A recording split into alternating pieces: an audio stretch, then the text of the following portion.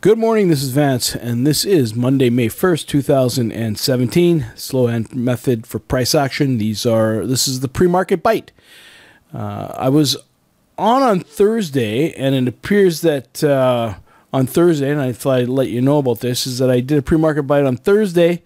Didn't do a recap for Thursday night. Had a few computer issues, and I had to reload some stuff, so I didn't get that up.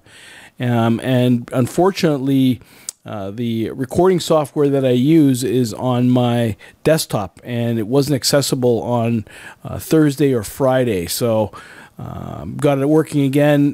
Just had to refresh some stuff because of you know how these things work.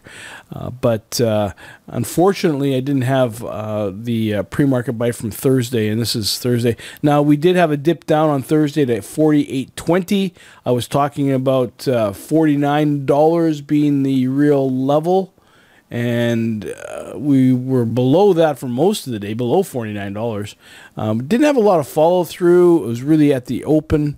We had dipped down from the overnight, prices kind of meandered its way down. But then on Friday, after the close, it kind of moved its way up. And this is on Friday. So price had a high of $49.70 on Friday. And now we're back down to right around the $49 area from the overnight. Now, a couple of problems with today, or one problem with today, it's May Day. It's the May 1st, and it's Labor Day for most of Europe and for South America. The only ones that don't really celebrate May Day are just a handful of countries, including North America, Canada, and the United States.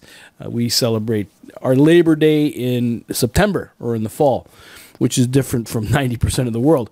As a result, we might have some slowness in the oil market today. It might be thinner volume. We could see that happening from the overnight. So that's a consideration, especially for most of the people that are viewing this are viewing it from North America. So keep that in mind. If you look at trading, I'll see how things work out at 9 o'clock, whether or not I'm going to get involved. It's going to be probably pretty thin, I would suspect, because the only trading is going to take place in North America, because the rest of the world is kind of closed off for that. That's the first thing, so be cautious about that. Number two, because of the holiday today, we might have an uptick in volume in the overnight tonight, Tuesday, for tomorrow, because of the buildup. And so that's something else to keep in mind for tomorrow. This week, a couple of news events. We're going to have the DOE report, but it's the FOMC meetings this week, and then there'll be an announcement on Wednesday. That has a tendency to kind of slow down the markets as well, the oil market in particular, on the Wednesday, so that's something else to keep in mind. So it's a big news week. We have a holiday, so we might have a little bit of issue with as far as volume is concerned. And we'll talk about that later on. If I'll see how things go up for the rest of today, and if things are relatively slow or I don't see very much developing, I'll probably do an extended video this afternoon with regard to slow hand method, of course, in general, but perhaps maybe some other things I'm going to throw in for this afternoon. So most of the videos I've been running have been anywhere from 10 to 12 minutes for the final recap, been rushing through. But this afternoon, I'm probably going to do a little bit of an extended one with regard to the slow hand method, but most importantly, where I am with the website. People are asking about the slow hand method and the lessons and so forth. I've got some news on that front, so look for that video for today, May the 1st, and I'll give you some information with regard to where I am with all that sort of thing. Okay, so just a basic recap. Today's May Day, might be a little bit slower. $49 is probably the line in the sand. See if we have follow through to the lower side as of 9 o'clock.